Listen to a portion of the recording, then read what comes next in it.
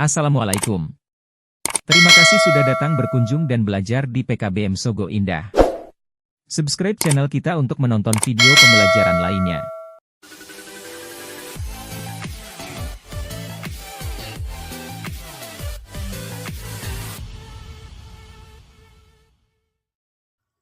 Assalamualaikum warahmatullahi wabarakatuh. Halo teman-teman semuanya, selamat datang di channel kelas edukasi.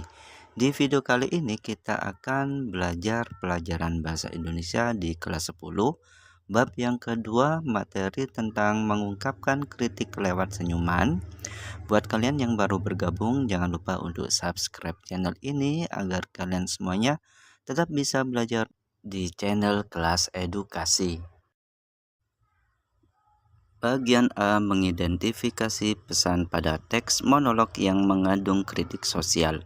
Lawakan tunggal atau komedi tunggal merupakan penyajian lawakan yang dilakukan oleh seorang diri di atas panggung. Komika, orang yang melakukan lawakan tunggal, menyampaikan sebuah topik dengan cara bermonolog. Melalui lawakan tunggal, seorang komika berusaha mengungkapkan ketidaksetujuan terhadap sesuatu, baik berupa kritik sosial yang berdasarkan penelitian maupun kegelisahan diri. Oleh karena itu, lawakan tunggal disebut juga sebagai komedi cerdas yang menyampaikan pesan bagi para pendengarnya. Suatu anekdot dibentuk oleh orientasi, komplikasi, dan evaluasi. Nah, yang pertama adalah orientasi adalah anekdot yang berisi pengenalan kondisi atau karakter tokoh, penggambaran hal-hal terkait dengan apa, kapan, di mana, siapa, mengapa, bagaimana, dan gambaran tentang masalah yang akan dihadapi tokoh. Contohnya nih ya, perkenalkan saya Didi. Di sini ada kuil bangunan. Ada kuli bangunan. Wah, berarti saya satu-satunya ya di sini.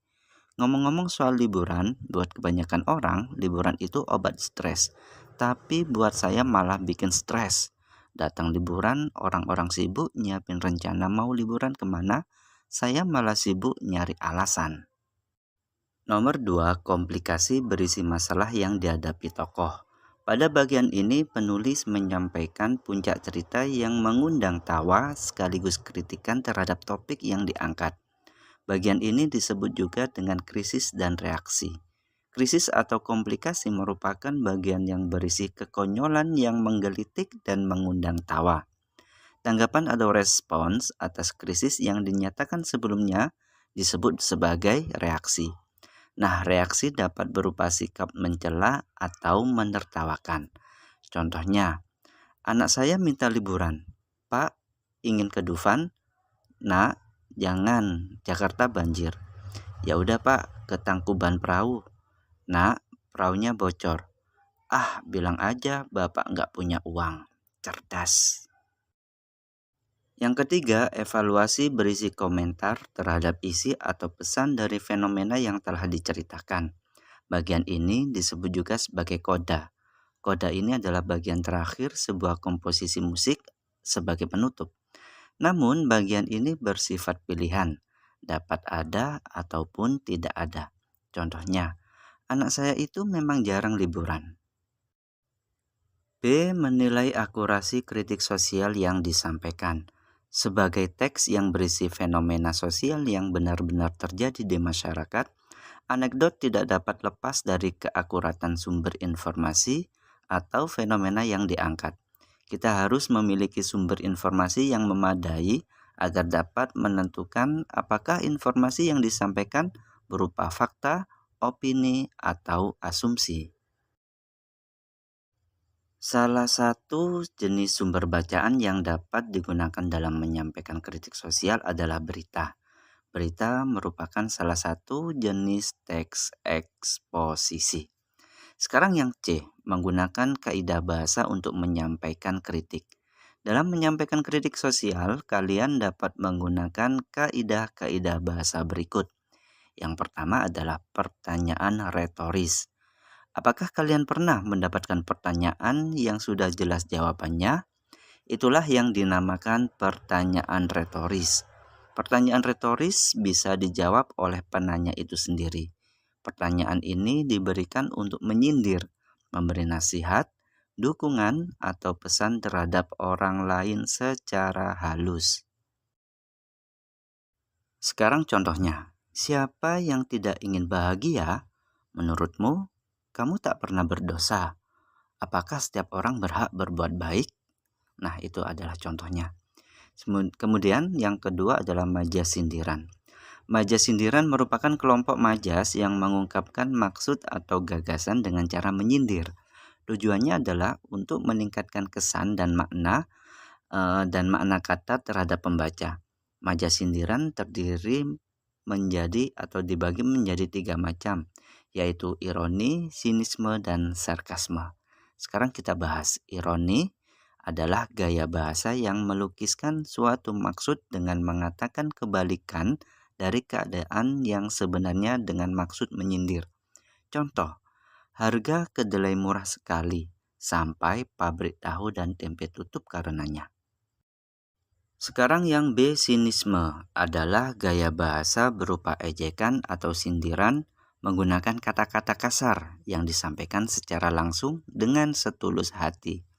Contohnya, untuk apa punya banyak uang jika makan saja harus diatur timbangannya. Biar sewah, yang penting keren. Kemudian sarkasme merupakan gaya sindiran yang paling keras di antara 3 majas sindiran yang ada. Majas ini secara terang-terangan menyinggung, menyindir, atau menyerang seseorang atau sesuatu secara langsung. Bahkan menggunakan kata-kata yang kasar. Contoh, sudah tahu tidak punya uang, masih saja ingin pergi liburan. Jangan mimpi. Nah, dari ketiga majas sindiran di atas, majas ironi dan sinisme lebih diterima untuk digunakan dalam teks anekdot. Hal tersebut terjadi karena kritik sosial yang disampaikan dalam teks anekdot bersifat santun. Sekarang yang ketiga adalah kata kerja material.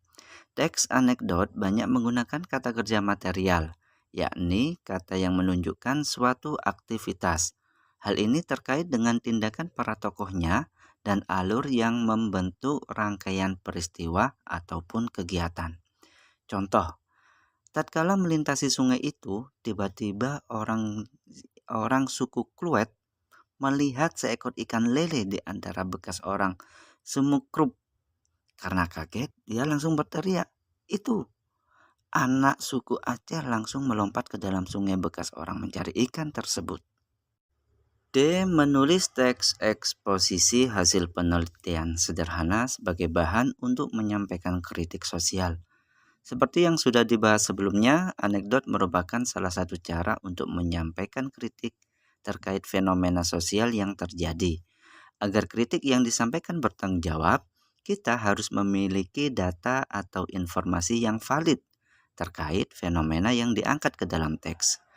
Teks eksposisi laporan adalah teks yang menyampaikan sebuah gagasan atau temuan berdasarkan hasil sebuah penelitian atau peristiwa yang terjadi.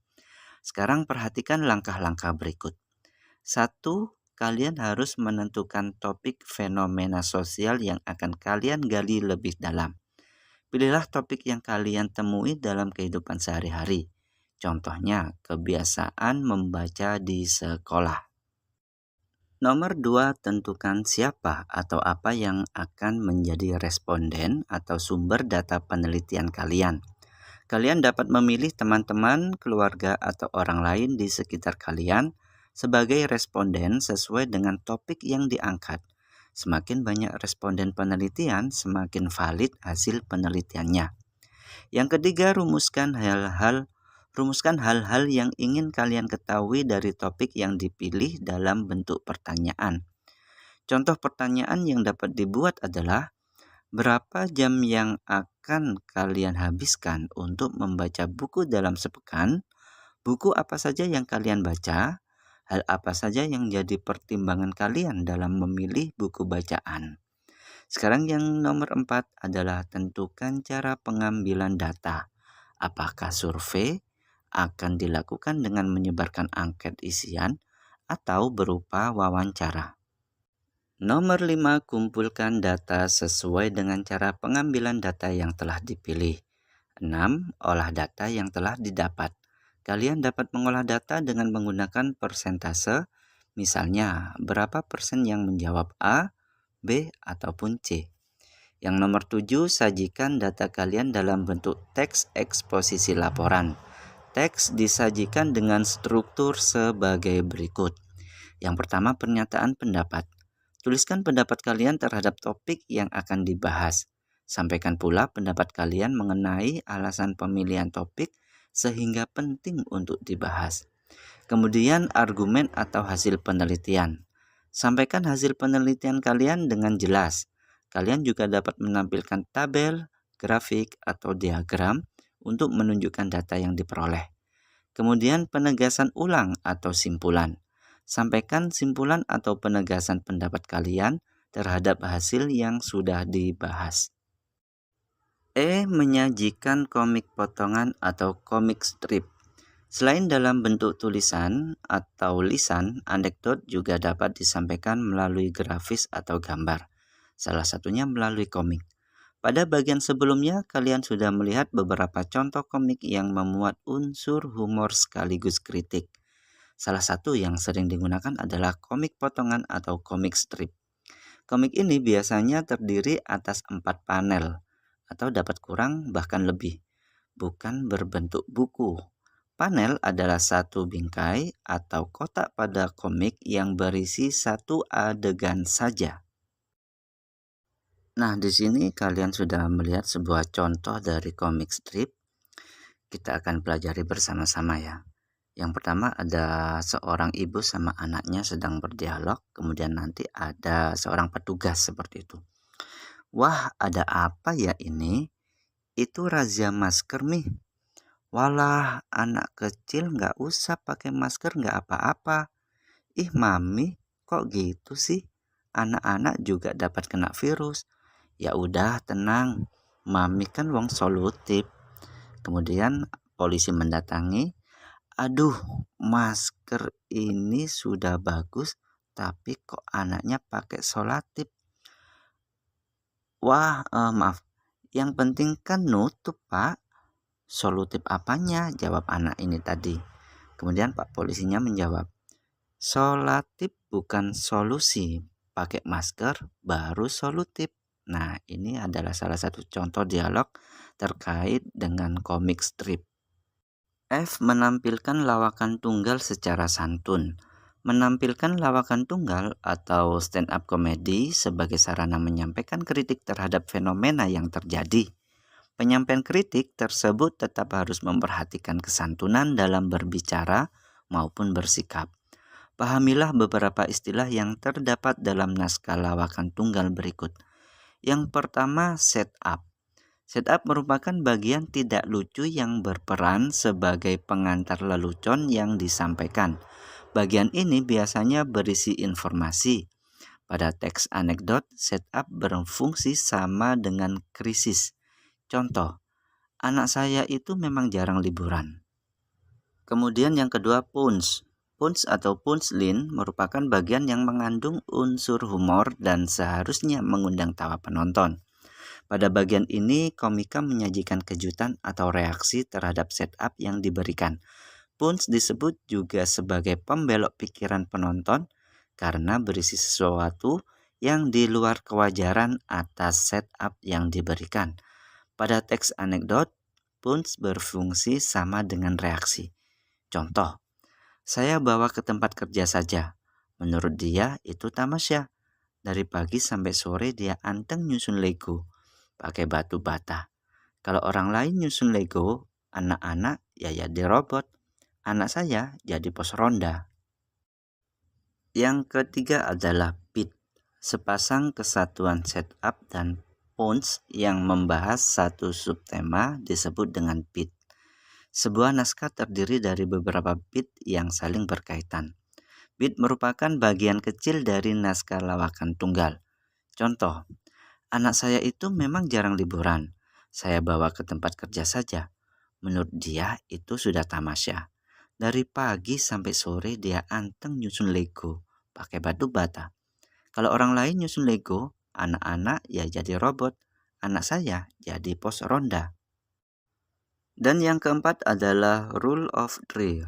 Rule of three merupakan sebuah cara untuk mengundang tawa penonton. Rule of three digunakan melalui penyampaian 3 hal atau contoh sesuatu. Akan tetapi contoh yang ketiga berupa hal lucu atau puns. Contoh ketiga berisi hal yang tidak terduga tetapi tetap masih berkaitan dengan contoh sebelumnya. Contohnya, dia bilang gini, "Bapak curang, tidur di hotel, makan nasi kotak, tiap hari naik lift." Nah, kesantunan dalam berpakaian dan bersikap pun harus diperhatikan saat kalian ingin menampilkan lawakan tunggal. Gunakanlah pakaian yang sopan, tetapi tetap nyaman. Gestur atau gerak tubuh yang gestur atau gerak tubuh yang tidak membuat orang lain memikirkan sesuatu yang kurang baik. Sekarang yang G, jurnal membaca. Latar belakang penulis memengaruhi tulisan yang dibuatnya, termasuk novel. Latar belakang dari penulis yang dapat memengaruhi cerita dapat berupa latar belakang budaya, pendidikan, ekonomi, maupun sosial.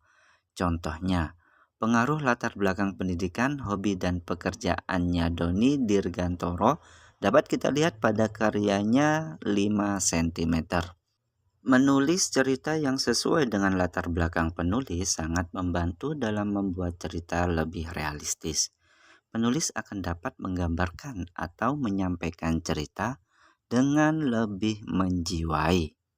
Baik teman-teman, demikian tadi materi pembelajaran kita hari ini. Mohon maaf jika dalam penyampaian materi kali ini ada beberapa hal yang mungkin kalian kesulitan dalam memahami. Mudah-mudahan kalian bisa memanfaatkan materi ini untuk menambah referensi wawasan pada bab ini. Sampai bertemu kembali di video selanjutnya. Jangan lupa klik subscribe dan nyalakan lonceng agar kalian semua tetap bisa belajar di channel Kelas Edukasi. Terima kasih. Wassalamualaikum warahmatullahi wabarakatuh. Nggak usah pamer harta. Karena nggak dibawa mati. Mending pamer hutang. Karena hutang dibawa ke akhirat.